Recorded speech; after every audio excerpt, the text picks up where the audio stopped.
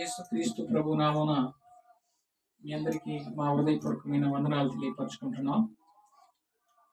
ప్రతి వారం ఈ విధంగా దేవుని వాక్యాన్ని ధ్యానించడానికి దేవుడు సహాయపడుతూ వస్తున్నాడు.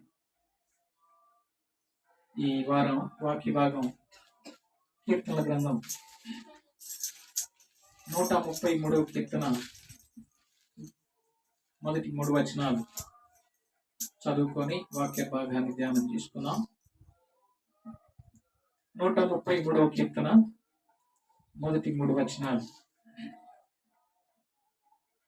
సహోదరులు ఐక్యత కలిగి నివసించుట ఎంత మేలు, ఎంత మనోహరము. అది తల మీద పోయబడి అహరోను గడ్డము మీదుగా కారి అతని అంచుల వరకు దిగజారిన పరిమళ తైలం వలె నుండును. సియోను కొండ మీదకి దిగివచ్చు, హెర్మోను మంచు వలె నుండును. ఆశీర్వాదమును శాశ్వత జీవమును అచ్చట నుండవలనని యెహోవా సెలవిచ్చి ఉన్నాడు. ప్రార్థన చేసుకున్నాం. మహాగణుడా, జీవాధిపతి, దయగల దేవా, కృపగల ప్రభువా, రక్షకుడా, పరిశుద్ధుడా, నీ కొందనాలు స్తుతులు స్తోత్రాలు చెల్లిస్తున్నాం. మమ్మల్ని ఆదరించి కాపాడి ప్రాణభిక్ష పెట్టి మమ్మల్ని సజీవ లెక్కలో ఉంచి మరొక విశ్రాంతి దినానికి మమ్మల్ని ప్రవేశింపజేశావు.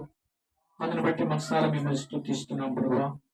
గత నెలంతా రెక్కల శాఖను భద్రపరిచారు. గత వారం అంతా నీ రెక్కల శాఖను భద్రపరుచుకున్నావు. మరొక వారంలోకి మమ్మల్ని ప్రవేశింపజేసి ఆదివారం మిమ్మల్ని ఆరాధించుకోవడానికి మీ బిడ్డలుగా మేము కూడుకునే భాగ్యం మీరు మాకు అనుగ్రహించావు. నీకు స్తోత్రాలు తండ్రి. అల్పునైన నన్ను నీ శిరవ శాఖను మరుగు చేసుకోండి. ఈ రోజుకి మీరు మాకు అనుగ్రహించిన వాక్య భాగాన్ని ధ్యానిస్తుండగా నీ శిరవ శాఖను మరుగు చేసుకుని నీ శ్రేష్టమైన తలంపులు మీరు మాకు అనుగ్రహించే సహాయం చేయండి. ఇటువంటి వారికి ఆశీర్వాదకరంగా దీవెనకరంగా ఉండడానికి కృపను అనుగ్రహించుకుని యేసుక్రీస్తు నామములో ప్రార్థించి అడిగి వేడుకుంటున్నాను తండ్రి, ఆమేన్. గత వారం 132వ కీర్తనను ధ్యానం చేసుకున్నాం. గత 2 వారాల క్రితం గత వారం మిస్ అయింది, అందువల్ల కొద్దిగా ఇబ్బంది పడ్డాం. మళ్ళా ఈ వారం ఈ విధంగా ధ్యానం చేయడానికి దేవుడు సహాయం చూపించాడు. ఈ 133వ కీర్తనలో 3 వచనాలు ఉన్నాయి. ఈ 3 వచనాల్లో మనము తెలుసుకోవడానికి ఎన్నో శ్రేష్టమైన విషయాలు దాయబడి ఉన్నాయి. దావీదు రాసిన ఈ యాత్ర కీర్తనలో భక్తుడైన దావీదు సహోదరుల విషయంలో తెలియపరిచాడు. సహోదరులు అనే మాటను జ్ఞాపకం చేస్తూ ప్రారంభించాడు. సహోదరులు ఐక్యత కలిగి ఉండాలి. ఐక్యతగా ఉండడం మంచిది, మనోహరము.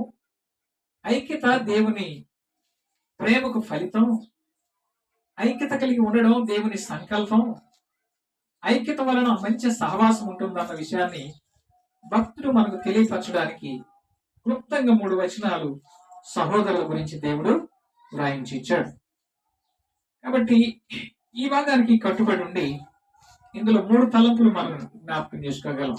ఎన్ని వచనాలు ఉన్నాయి? 3 వచనాలు ఉన్నాయి. ఈ 3 వచనాలలో 3 తలంపులు మనము ఈ భాగానికి కట్టుబడి ఉండి జ్ఞాపకం చేసుకోబోతున్నాం. సహోదరులు అంటే బ్రదర్స్, ఇంగ్లీష్ లో బ్రదర్స్. కానీ సహోదరులలో ఉండవలసిన లక్షణాలు, సహోదరులలో ఉండవలసిన విధానాలు ప్రజల్లో ఉండట్లేదు. అందుకోసం మనం ఎంతైనా చింతించబోతులమై ఉంటున్నాం. అయితే దేవుడు మానవుల విషయంలో కోరుకున్నది ఏంటంటే సహోదరులు ఐక్యత కలిగి ఉండుట ఎంత మేలు అన్నాడు. సహోదరులు ఐక్యత కలిగి నివసించుట ఎంత మేలు, ఎంత మనోహరము అన్నాడు. ఐక్యతగా ఉండమని దేవుడు సెలవిస్తే ఈరోజు ఐక్యతను తీసివేస్తున్నారు. ఐక్యత లేకుండా చేస్తున్నారు. ఒకరికొకరికి సంబంధం లేకుండా విడదీస్తున్నారు. కానీ దేవుని వాక్యం చెప్పే సత్యం ఏంటంటే సహోదరుల ఐక్యత కలిగి నివసించడం మేలు అంటున్నాడు. ఐక్యత కలిగి ఉండడమే కాదు, ఐక్యత కలిగి నివసించడం. కలిగి ఉండడం అంటే అది సహజమే, కానీ ఐక్యత కలిగి నివసించడం అనేది చాలా గొప్ప విషయం. కాబట్టి అందుకే మొదటి వచనంలో అన్నాడు సహోదరుడు ఐక్యత కలిగి నివసించుట ఎంత మేలు, ఎంత మనోహరం అన్నాడు. 2వ వచనంలో అన్నాడు అది తల మీద పోయబడి అహరోను గడ్డము మీదుగా కారి అతని అంచుల వరకు అంగీల అంచుల వరకు దిగజారిన పరిమళ తైలం వలె ఉండు. దేవుడు అహరోనును అభిషేకించాడు. అహరోను తల మీద తైలం పోసి దేవుని భక్తుడు అభిషేకించాడు. ఆ తైలం పైన తల మీద వేయబడిన తైలం అలాగే కిందకి తల మీద నుంచి కిందకి కారుకుంటూ గడ్డం మీదకి వచ్చి గడ్డం నుంచి అంగీ మీద పడి అంగీ నుంచి చివరి అంచుల వరకు వెళ్ళిపోయింది. అంటే దీని అర్థం ఏంటంటే ఈ పైన నుంచి వచ్చి కింద దాకా ఒకే నిలువుటంగి, ఇందులో అడ్డు ఆటంకం ఏమీ ఉండదు.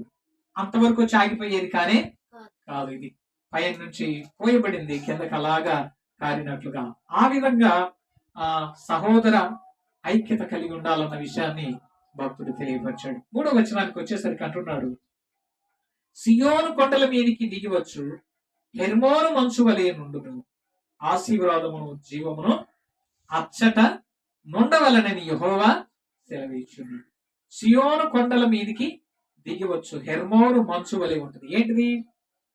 ఇక్కడ 3 ఉదాహరణలు వాడాడు భక్తుడు ఐక్యత విషయంలో. ఏంటి ఆ ఉదాహరణలు అంటే, ఒకటి ఏమన్నాడు? ఒకటి తైలం అన్నాడు, రెండవది హెర్మోన్ మంచు అన్నాడు, మూడవది ఏమన్నాడు? ఆశీర్వాదమును శాశ్వత జీవమును అచ్చట ఉండవలనని యెహోవా సెలవిస్తున్నాడు అన్నాడు. కాబట్టి ఈ 3 వచనాలకు కట్టుబడి ఉండి 3 తలంపులు జ్ఞాపకం చేసుకున్నాం. ఎక్కువసేపు కాదు, క్లుప్తంగా స్పష్టంగా కొద్ది నిమిషాలు దేవుని మాటలు వింటాం. సహోదరుడు ఐక్యత కలిగి ఉండటం మేలు అన్నాడు. మనోహరం అంటే ఇంకంతకంటే మించింది ఏమీ లేదు అని వాక్యభావం తెలియపరుస్తా ఉంది. చూడండి, ఎఫెసీయులకు రాసిన పత్రిక 4వ అధ్యాయం.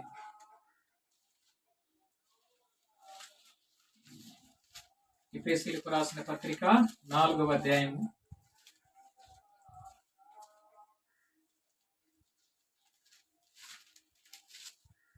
మొదటి 4 వచనాలు నేను చదువుతాను, చూడండి.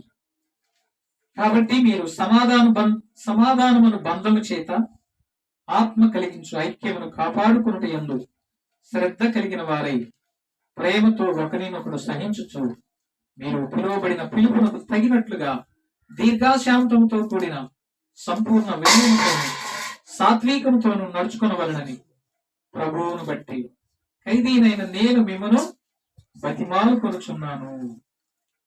శరీరం ఒకటే, ఆత్మయు ఒకటే, ఆ ప్రకారమే మీ పిలుపు విషయమై ఒకటే నిరీక్షణ యందున్నట్టుకు పిలువబడితిరి అంటున్నాడు భక్తుడు. అపోస్తలుడైన పౌలు గారు ఎఫెసీ సంఘానికి రాస్తూ అంటున్నాడు, కాబట్టి మీరు సమాధానమును బంధము చేత. సహోదరులలో ఐక్యత లేకపోవడానికి కారణం సమాధానం. సహోదరులలో సమాధానం ఉంటే ఐక్యత ఉంటది. సమాధానం లేనందువల్ల ఏం జరుగుతుంది? ఐక్యత లేకుండా పోతాం. ఐక్యత అనేది ఎవరిచ్చేది? ఆత్మ కలిగించేదే ఐక్యత. ఆత్మస్వరూపులైన వారు, ఆత్మపూర్ణులైనటువంటి వారు ఐక్యతను చూస్తారు, కానీ శరీరం సారులు ఐక్యతను తొలగించేస్తారు. కాబట్టి అందుకే 2వ వచనంలో అంటాడు, ఐక్యమును కాపాడుకున్నటి యందును శ్రద్ధ కలిగిన వారై ప్రేమతో ఒకరినొకడు సహించు. ఐక్యతగా ఉండాలంటే 3 విషయాలు చెప్పాడు ఇందులో. ఒకటి సమాధానం ఉండాలి, రెండవది ప్రేమ ఉండాలి, మూడవది సహించుకోవాలి.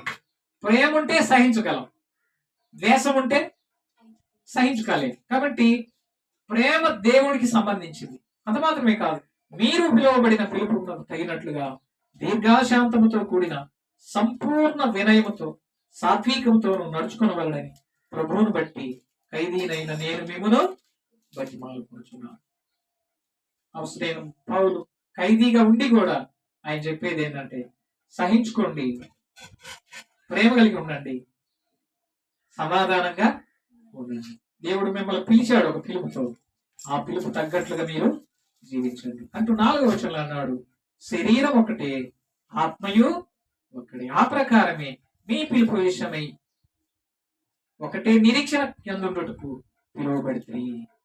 5వ వచనంలో అంటాడు, ప్రభు ఒక్కడే, విశ్వాసం ఒకటే, బాప్తిస్మము ఒకటి. అందరికి తండ్రి అయిన దేవుడు ఒక్కడే. అది ఇక్కడ మనం నేర్చుకునే పాఠం ఏంటంటే, ఈ ఐక్యత లేకపోవడం, సమాధానం లేకపోవడం, ఈ చీలికలు రావడానికి కారణం అంతా ఏంటంటే భేదాలు. ఒకసారి మనం ఆలోచన చేయాలి. 66 పుస్తకాలు బైబిల్ గ్రంథం అందరికి ఒకటే, ఒక్కొక్కరికి ఒక్కొక్కటి లేదు. విశ్వాసం ఒకటే, దేవుడు కూడా ఒక్కడే. కానీ ఈ చీలికలు, ఈ పేలికలు ఎక్కడి నుంచి వచ్చినాయి అంటే మానవుల స్వార్థాన్ని బట్టి, మానవుల పద్ధతులు, సిద్ధాంతాలను బట్టి వచ్చినాయి. ఒక్కొక్కడు ఒక్కొక్క సిద్ధాంతాన్ని పెట్టుకొని నాదే కరెక్ట్ అని చెప్పుకోవడం వల్ల దేవుని బిడ్డల్లో ఉండాల్సిన ప్రేమలు తొలగిపోతూ ఉంది. దేవుని బిడ్డల్లో ఉండాల్సిన ప్రేమ తరిగిపోతా ఉంది. ఐక్యత లేకుండా పోతా ఉంది. పగ ఉంటుంది, కక్ష పెట్టుకుంటున్నారు. దీనంతటికీ కారణం వాక్య జ్ఞాన గ్రహింపు లేకపోవడం. బైబిల్లో ఎక్కడ తప్పు లేదు. బైబిల్లో అపవిత్రత, అయోగ్యత దేవుడు ఎక్కడ రాసి పెట్టలేదు. దేవుడు అన్ని మేలే రాశాడు. బైబిల్లో తప్పులు లేవు. కానీ మానవుడు సిద్ధాంతాలు పెట్టుకొని తప్పులుగా వర్గీకరించి విభజించుకొని వెళ్ళిపోతున్నాడు. దేవుడు ఒకడే, వాక్యం ఒకటే, విశ్వాసం ఒకటే, బాప్తిస్మం ఒకటే, అందరికి తండ్రి అయిన దేవుడు కూడా ఒకడే. కాబట్టి ఒక్క తండ్రి కడుపును పుట్టిన బిడ్డలందరూ ఐక్యతగా జీవించాలని దేవుని వాక్యం తెలియపరుస్తారు. యోహాను సువార్త, యోహాను పత్రిక, మొదటి యోహాను పత్రిక 2వ అధ్యాయం 11వ వచనం. మొదటి యోహాను పత్రిక 2వ అధ్యాయం 11వ వచనం. 2:11 అంటాడు, తన సహోదరుని ద్వేషించువాడు చీకటిలో ఉండి చీకటిలో నడుచుచున్నాడు. చీకటి అతని కన్నులకు గుడ్డితనం కలుగు చేసింది కనుక తాను ఎక్కడికి పోవచ్చున్నాడు అతనికి తెలియదు. ఇక్కడ భక్తుడు రాస్తున్నాడు, తన సహోదరుని ద్వేషించేవాడు చీకట్లో ఉన్నాడు. వాడు అనుకుంటున్నాడు నేను వెలుగులో ఉన్నాను, సత్యంలో ఉన్నాను, నేను దేవుడిలో ఉన్నానని. కాదు. అందుకే దేవుడు అన్నాడు, నీకు కనపడే సహోదరుని ప్రేమించలేనోడు నీకు కనపడని దేవుణ్ణి ఎలా ప్రేమిస్తావు? నీ పక్కనే ఉన్నాడు, ఒకడు ఇబ్బందులో ఉన్నాడు, ఒకడు కష్టంలో ఉన్నాడు, ఒకడు శ్రమలో ఉన్నాడు, సమస్యల్లో ఉన్నాడు. కనీసం ఎప్పుడన్నా వెళ్ళి వాడి దగ్గరికి వెళ్ళి పలకరించేవా నువ్వు? కనీసం వాడంటే నీ మీద, వాడంటే నీకు ప్రేమ ఉందా? నీ సహోదరుడి మీద నీకు ప్రేమ లేకుండా నువ్వు ఎంత చేసినా ఏం చేసినా వ్యర్థమే. కాబట్టి సహోదరుని ద్వేషించేవాడు ఎక్కడున్నాడు? చీకట్లో ఉన్నాడు. చీకట్లో ఉన్నాడు. చూడండి 4వ అధ్యాయం, మొదటి యోహాను పత్రిక 4వ అధ్యాయం 20వ వచనం. 4వ అధ్యాయం 20వ వచనం. ఎవడైనను నేను దేవుని ప్రేమించుచున్నానని చెప్పి తన సహోదరుని ద్వేషించిన ఎడల అతడు అబద్ధికుడవను. తాను చూచిన తన సహోదరుని ప్రేమింపని వాడు తాను చూడని దేవుని ప్రేమింపలేడు. అర్థమవుతుందా? నీ పక్కనే నీ సహోదరుడు ఇబ్బందులో, కష్టంలో, శ్రమలో, ఉరుకులో ఉంటే వాడి దగ్గరికి వెళ్ళి చూడడానికి నీకు మనసు లేకపోతే నువ్వు దేవుణ్ణి ఏం ప్రేమిస్తావు? నువ్వు దేవునితో నీకేం ఐక్యత ఉంది? అందుకే అంటున్నాడు, నువ్వు తాను చూడని దేవుణ్ణి ఎలా ప్రేమింపగలడు అంటూ 21వ వచనం అంటాడు, దేవుని ప్రేమించువాడు తన సహోదరుని కూడా ప్రేమింపవలనని ఆజ్ఞను మనం ఆయన వలన పొంది ఉన్నాం. దేవుణ్ణి ప్రేమించే ప్రతి వ్యక్తి కూడా తన సహోదరుని ప్రేమించాలి. మరి సహోదరుడు ఎలాంటి వాడు? మంచోడా, చెడ్డోడా? దేవుడు ఎలాంటి వారిని ప్రేమించాడు? మంచోళ్ళను ప్రేమించాడా, చెడ్డోళ్ళను ప్రేమించాడు అని ప్రశ్నించుకుంటే దేవుడు మంచోళ్ళను ప్రేమించలేదు, చెడ్డవారినే ప్రేమించాడు. మనం చెడ్డవారిమై ఉన్నా దేవుడు తన మంచితనాన్ని బట్టి మన కోసం ప్రాణం పెట్టాడు. కాబట్టి నీ సహోదరుడు మంచోడు కాదంటున్నావంటే నీలో మంచి ఉందా అనేది ఆలోచించి, నీలో ఎంతవరకు మంచి ఉంది, నీ మాట ఎంత యథార్థంగా ఉంది, నీ ఉద్దేశం ఎలా ఉంది, నీ ప్రవర్తన ఏ విధంగా ఉంది, నువ్వు నీ హృదయంలో, నీ అంతరంగంలో దేవుడికి నువ్వు ఎలా ఉన్నావో నీ మనస్సాక్షి నీకు చెప్పేస్తుంది. పై రూపాన్ని దేవుడు ఎప్పుడు లక్ష్య పెట్టాడు. పైన కనిపడేది కాదు దేవుడికి కావాల్సింది. హృదయంలో అంతరంగంలో ఉన్న విషయాన్ని దేవుడు చూస్తాడు. కాబట్టి అంతరంగాన్ని పరిశీలించే దేవుడు ఆయన. మొదటి పేతురు పత్రిక 3వ అధ్యాయం 8వ వచనం. మొదటి పేతురు పత్రిక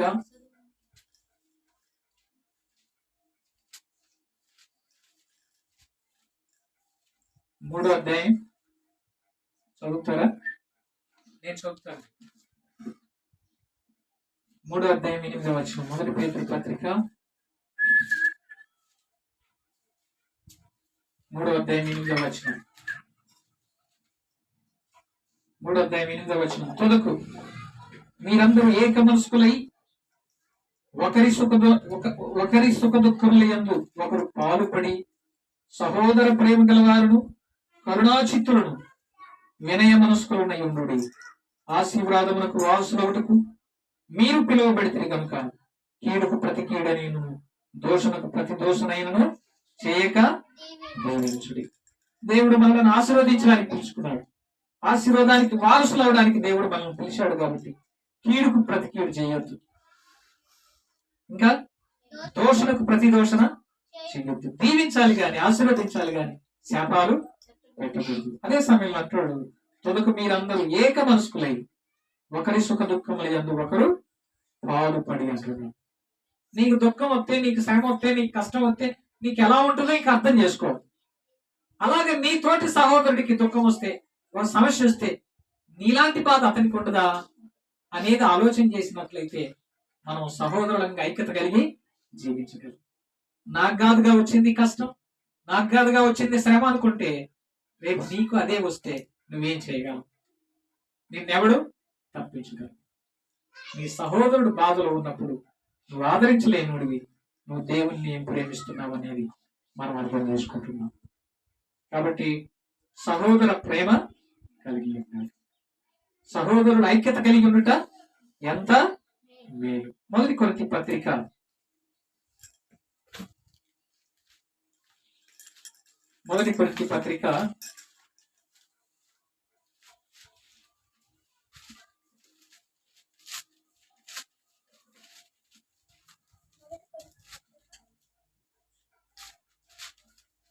1వ అధ్యాయం 10-11 వచనాలు. మొదటి కొరింథీ పత్రిక 1వ అధ్యాయం 10-11 వచనాలు. సహోదరులారా, మీరందరూ ఏకభావంతో మాట్లాడవలననియు మీలో కక్షలు లేక ఏక మనసుతోను ఏక తాత్పర్యముతోను మీరు సన్నద్ధులై ఉండవలనని మన ప్రభు అయిన యేసు క్రీస్తు పేరిట మిమ్మును వేడుకొనుచున్నాను. 11వ వచనం. నా సహోదరులారా, మీలో కలహములు కలవని మిమ్మల్ని గూర్చి క్లోయో ఇంటి వారి వలన నాకు తెలియవచ్చింది. పౌలు కొరింథీ సంఘంలో ఉన్న విషయాన్ని తెలియపరుస్తూ అంటున్నాడు, మీలో కలహాలు ఉన్నాయి, కక్షలు ఉన్నాయి, సమాధానం లేదు, ఐక్యత లేదు, భేదం చూపిస్తున్నారు. ఇక్కడ భేదాలు ఇక్కడ వరకే, పరలోకానికి రావి. ఇక్కడ గ్రూపులు, ఇక్కడ కక్షలు, ఇక్కడ గ్రూపులు, ఇక్కడ భేదాభిప్రాయాలు ఇక్కడ వరకే పరిమితం. ఇక్కడ ఏమి లేకుండా ఉంటే నువ్వు పరలోకం చేరగలవు. ఇక్కడ కక్షలు పెట్టుకొని, ఇక్కడ గ్రూప్ కట్టి, ఇక్కడ భేదం చూపించి మాది వేరు మీది వేరు అని దేవుడు ఎక్కడ చెప్పలేదు. బైబిల్లో సంఘం ఒకటే, సంఘ సిద్ధాంతం కూడా ఒకటే. కానీ మానవుడు వాడి స్వార్థాన్ని బట్టి, వాడి ఆశను బట్టి గ్రూపులు కట్టుకొని ఒక్కొక్కడు ఒక గ్రూపు తయారు చేసుకున్నాడు. గ్రూపుల వల్ల పరలోకం మనిషి చారుడు. ప్రభువునందు విశ్వాసం ఉంచి ప్రేమ కలిగి ఐక్యత కలిగి ఆయన మీద ఆధారపడి జీవించడం ద్వారానే ఒక వ్యక్తి పరలోక రాజ్యానికి చేరగలడు. కాబట్టి ఐక్యతగా మనం జీవించాలి. ఎఫెసీ పత్రికను బట్టి మనం చూస్తే ఐక్యత ఆత్మ సంబంధమైంది. ఐక్యత సహోదరుని ప్రేమించడమే ఐక్యత. సహోదరుని ప్రేమించడమే ఐక్యత అయితే సుఖ దుఃఖాల్లో పాలు పంపులు పొందడం కూడా ఐక్యతే. వాడికి కష్టం వచ్చింది, వాడికి బాధ వచ్చింది, వారిని దర్శించి ఆదరించి వాళ్ళ కోసం ప్రార్థన చేయడమే ఐక్యత.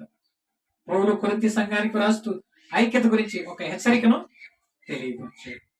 కాబట్టి ఐక్యత కలిగి మనము జీవించాలి. చూడండి, ఇప్పుడు రండి, మొదటి వచనం అయిపోయింది, రెండవ వచనానికి వద్దాం. కీర్తనలు 133 కీర్తన 133వ కీర్తన 2వ వచనం. అది అది తల మీద పోయబడి అహరోను గడ్డము మీదుగా కారి అతని అంగీల అంచు వరకు దిగజారిన పరిమళ తైలం వలె ఉంది. ఏంటిది? ఐక్యత. సహోదరుల ఐక్యత అనేది ఎక్కడి నుంచి? తల మీద పోయబడి అహరోను గడ్డం మీదుగా గారి అంగీ మీద పడి అంగీ నుంచి కిందకి జారిన పరిమళ తైలము లాంటిది అంటున్నాడు. ఈ ఐక్యతను భక్తుడు యాజకుడైన అహరోను అభిషేకించిన తైలముతో పోల్చాడు. ఐక్యత అంత పవిత్రమైంది. పరిమళ తైల్యం ఎలాంటిది? పవిత్రమైంది, విలువైంది. విలువైంది కాబట్టి కొద్దిగా ఉంటుంది. గుర్తుపెట్టుకోండి, విలువైంది ఏదైనా కొద్దిగే ఉంటది. విలువ లేనిది ఎంత దొరుకుద్ది కదా. 100 రూపాయలు ఇచ్చి నాకు సెంట్ బాటిల్, కేజీ బాటిల్ ఇవ్వమంటే ఇస్తారా? కొన్ని మిల్లీ గ్రాములే సెంట్ ఉంటది. విలువైంది తక్కువకు దొరుకుద్ది, విలువ లేనిది ఎక్కువకు దొరుకుద్ది. కావలసినంత పోగేసుకోవచ్చు చెత్త అంతా, కానీ దానివల్ల ఉపయోగం ఏమి ఉండదు. విలువైంది ఏంటిదంటే ఐక్యత. ఈ ఐక్యత దేనితో పోల్చాడంటే పరిమళ తైలముతో పోల్చాడు, సెంటుతో పోల్చాడు. సెంటు 100 రూపాయలు ఇస్తే కేజీ రాదు, కొన్ని కొంత గ్రాములే వస్తుంది. ఐక్యత దేవుని పరిమళ తైలం లాంటిది అనే విషయాన్ని భక్తుడు తెలియపరిచాడు. ఇంకా మన ఐక్యత ప్రభు మరణానికి సాదృశ్యంగా ఉందంట. చూడండి, రోమాపత్రిక 6వ అధ్యాయం 5వ వచనం. రోమాపత్రిక 6వ అధ్యాయం 5వ వచనం. మరియు ఆయన మరణం యొక్క సాదృశ్యముందు ఆయనతో ఐక్యము గల వారమైన ఎడల ఆయన పునరుద్ధానం యొక్క సాదృశ్యమును ఆయనతో ఐక్యము గల వారమై యేసుక్రీస్తు ప్రభు ఈ లోకానికి వచ్చింది ఎందుకంటే మానవుల పాపాల కోసం చనిపోయి సమాధి చేయబడి సమాధి నుండి మళ్ళా తిరిగి లేపబడ్డాడు. ఆయన మరణం ఏంటంటే మనకు చూపించేది ఐక్యతను చూపిస్తుంది. మనం కూడా ప్రభువులో మరణించామనడానికి ఇది ఒక సాదృశ్యం. ప్రభువులో మనం కూడా తిరిగి లేపబడ్డామనడానికి ఇది ఒక సాదృశ్యం. నువ్వు నిజంగా ప్రభు బిడ్డగా మరణించి ప్రభు పునరుద్ధానం వల్ల నువ్వు తిరిగి లేపబడితే నీలో ఐక్యత ఉంటుంది, నీలో సమాధానం ఉంటుంది. నువ్వు నీ సహోదరుని కలుపుకొని పోతావు కానీ పక్కకు పెట్టవు. నీ సహోదరుని క్లించపరిచి మాట్లాడవు. నువ్వు ఈ విషయాన్ని గుర్తుపెట్టుకోవాలని ప్రభు పేట మనం చేస్తున్నాం. ఐక్యత అనేది కొద్ది కాలం విడిచిపెట్టేది కాదు, చివరి వరకు ఉండేదే ఐక్యత. ప్రభు మరణానికి సాదృశ్యమైంది ఐక్యత, చివరి వరకు ఉండేది. సామెతలు 27:9. సామెతలు 27:9.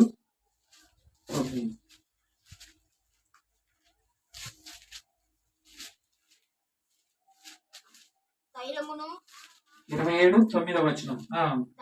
తైలమును అత్తరును హృదయమును సంతోషపరచునట్లు చిలికాని హృదయములో నుండి వచ్చు మధురమైన మాటలు హృదయమును సంతోషపరచు. ఇక్కడ తైలం ఏం చేస్తుంది? మనసును, హృదయాన్ని సంతోషపెట్టు. మంచి వాసన వస్తూ ఉంటే ఎంతో సంతోషంగా ఉంటాం. అదే దుర్వాసన వస్తుంటే ముక్కులు బిగించుకొని పక్కకి వెళ్ళిపోతాం. ఒక మంచి వాసన ఎలా సంతోషాన్ని ఇస్తుందో చిలికాని హృదయంలో నుండి వచ్చే మాట కూడా మధురమైందిగా ఉండాలి అన్నాడు. 10వ వచనంలో అంటాడు, నీ సహోదరుడినైనను నీ తండ్రి సహోదరుడినైనను విడిచిపెట్టకము, నీకు ఆపద కలిగిన దినమందు నీ సహోదరుని ఇంటికి వెళ్ళకము. మార్గంలోనున్న సహోదరుని కంటే దగ్గరనున్న పొరుగువాడే నీ తండ్రి నీ స్నేహితునైనను నీ తండ్రి స్నేహితునైన. విడిచిపెట్టకూడదు. సహోదరుని ఎప్పుడు విడిచిపెట్టకూడదు. స్నేహితుడిని, ఫ్రెండ్ విడిచిపెడితే అనుకోవచ్చు నాకు ఏం అవసరం లేదని విడిచిపెట్టవచ్చు, కానీ ఒక రోజున వాడు నీకు అవసరం అవుతుంది. అందుకే ప్రభు అన్నాడు, తీసివేసిన రాయి లోక సామెత ఒక మాట ఉంది, కుక్క తలకాయ కూడా ఒక రోజున అక్కరకు వస్తుంది. కానీ బైబిల్లో దేవుడు చెప్పాడు, తీసేశారు, ఇది పనికిరాదు ఈ రాయి అని. ఆ రాయి ఒక రోజు మూలకు అది అవసరం అవుతుందంట, మూలకు సెట్ అవుతుందంట ఆ రాయి. కాబట్టి సహోదరుని, స్నేహితుడిని, దేవుని బిడ్డలను కించపరిచి అవమానపరిచి నువ్వు పక్కకు పెడుతున్నావేమో, నష్టపోతావు. నీకు ఒక రోజు అవసరం అవుతాడు, తప్పక వారిని ఆశ్రయించాల్సిన పరిస్థితి ఎదురవుతుంది. ప్రియ సహోదరి సోదరుడు, కాబట్టి రెండవది, ఐక్యత వలన పరిమళమంత తైలం లాంటిది, ఖరీదైంది, విలువైంది, మంచి వాసన ఇచ్చేది, దేవునితో సంబంధాన్ని కలిగి ఉండేది, చివరి వరకు ఉండేది ఐక్యత. కొన్ని రోజుల నుండి ఆగిపోయేది కాదు. లాస్ట్ గా నీ సహోదరుని విడిచిపెట్టుగా, ఎప్పుడైనా విడిచిపెడితే రేపు నష్టానికి గురవుతుంది. చివరి మాట చెప్పి నేను ముగింపులోకి వస్తాను. 133వ కీర్తన 3వ వచనం. లాస్ట్ మాట చూపించి నేను ముగింపు చేస్తాను. లాస్ట్ మాట చూపించి ముగిస్తాను. సియోను కొండల మీదికి దిగివచ్చు, హెర్మోను మంచు వలె నుండును, ఆశీర్వాదమును శాశ్వత జీవమును అచ్చట నుండవలనని యెహోవా సెలవిచ్చి ఉన్నాడు. ఇక్కడ ఐక్యతను చూపిస్తూ హెర్మోను మంచు లాంటిది అన్నాడు. మంచు ఎలా ఉంటది? స్వచ్ఛంగా తెల్లంగా ఉంటది. ఈ లోకంలో కల్తీ లేనిది ఏంటిదంటే మంచు ఒక్కటే. అన్నిట్లలో కల్తీ ఉంది, లేదా మనం తినే ప్రతి వస్తువులో కల్తీ వస్తూనే ఉంది. కానీ మంచులో మాత్రం కల్తీ ఏమి ఉండదు. మంచు తెల్లగా ఉంటుంది. మంచు తెల్లదనం దేనికి సూచన అంటే పవిత్రతకు సూచన, పరిశుద్ధతకు సూచన, యథార్థతకు సూచన. కాబట్టి హెర్మోను మంచులాగా మీరు ఉండాలి, కల్తీ లేని వారిగా ఉండాలి. మీ ఐక్యత, మీ ప్రేమ, మీ ఆప్యాయత లోపల ఒకటి పెట్టుకుని బయటకు ఒకటి మాట్లాడకూడదు. లోపల ఒకటి పెట్టుకుంటాడు తిట్టాలని మనసు, బయటికి బాగా ప్రేమగా మాట్లాడతాడు. అది దేవుడు ఇష్టపడాడు. అది లోపల హృదయంలో దేవుడు చూస్తూనే ఉంటాడు. నువ్వు బయటికి పలకపోయినా పర్లేదు, కానీ హృదయంలో మీ అంతరంగంలో యథార్థంగా జీవించాలి. కాబట్టి హోషేయ గ్రంథంలో ఒక మాట అంటాడు, ఆ మాట చూపించి హోషేయ గ్రంథం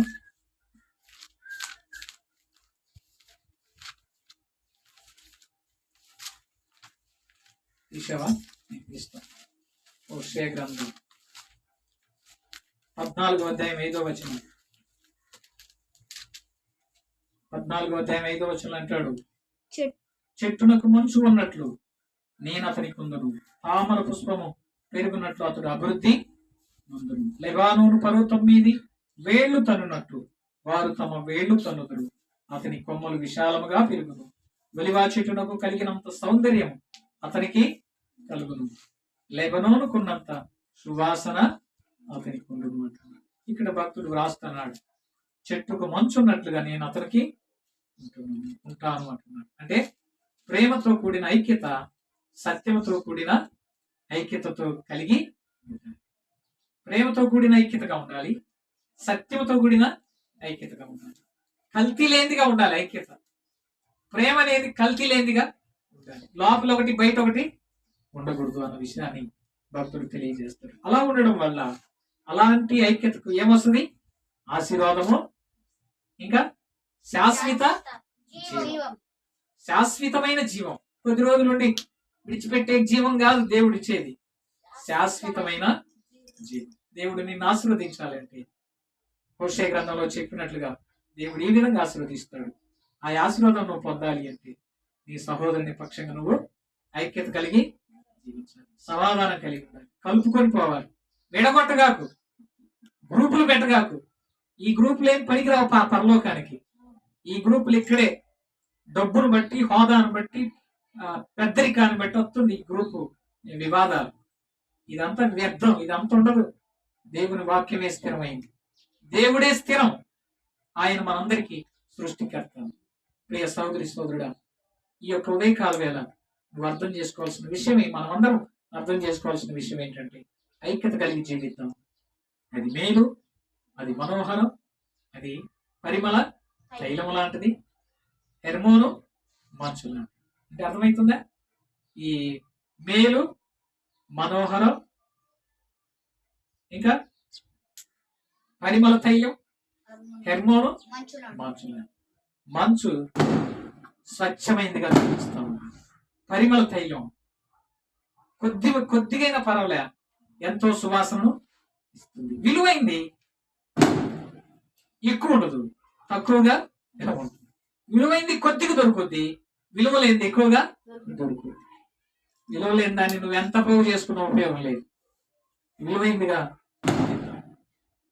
లాస్ట్ గా ఇది మనోహరం, ఇది మేలు. నీకు మేలుకరంగా ఉండాలి అంటే నీ సహోదరులను నువ్వు ప్రేమించు. ఈ రోజుల్లో సేవకులలో ప్రేమలు లేవు, విశ్వాసులలో ప్రేమలు లేవు. విశ్వాసులు వాళ్ళ పాస్టర్కే వందనాలు పెడతారు, వేరే పాస్టర్లకు వందనాలు పెడతారు. ఇది స్వార్థం, ఇది ఏంది లేని లెక్కలేని అనేటువంటి విధానం. కాబట్టి ఈ విషయాన్ని గుర్తుపెట్టుకొని దేవునిలో కొనసాగుదాం. ఈ 3 తలంపులు దేవుడు మన ఆత్మీయ జీవితానికి దేవుడు సహాయం చేయాలి. చిన్న ప్రార్థన చేసుకొని దేవుని కృతజ్ఞతాస్తుతులు చెల్లించుకున్నాం. ప్రార్థన చేసుకున్నాం. మహాగరుడా, ప్రేమగల తండ్రి, నీకు వందనాలు, స్తుతులు, స్తోత్రాలు. ఇదిగో ప్రభా యొక్క ఉదయకాల వేళ తండ్రి 133వ కీర్తన మొదటి 3 వచనాలు సహోదరుల ఐక్యత గురించి మా దృష్టికి తీసుకొచ్చావు. సహోదరుల ఐక్యత కలిగి ఉండటం ఎంత మేలు, ఎంత మనోహరం, ఎంతో మనోహరమైంది, మేలుతో కూడింది ఐక్యత. ఐక్యత పరిమళ తైలం లాంటిది. విలువైంది కొద్దిగా ఉంటుంది, విలువలేనిది ఎక్కువగా దొరుకుతుందని మా దృష్టికి తీసుకొచ్చావు. అలాగే మంచులాగా కలుషితం లేనిది, కల్తీ లేనిది, స్వచ్ఛమైంది, పరిశుద్ధమైంది, పవిత్రమైంది ఐక్యత అన్న విషయాన్ని మా దృష్టికి తీసుకొచ్చావు దేవా. అందుని బట్టి నీకు వందనాలు. అల్పుడైన నన్ను నిలబెట్టుకొని నీ అమూల్యమైన మాటలు మాకు అందించావు. అందుని బట్టి నీకు స్తోత్రాలు. మిమ్మల్ని ఆత్మీయకరంగా యథార్థంగా నీతిగా జీవించి నిన్ను ఆరాధించి సేవించడానికి మాకు సహాయపడుతుంది. యేసుక్రీస్తు నామములో ప్రార్థించి వేడుకుంటున్నాను తండ్రి. ఆమేన్.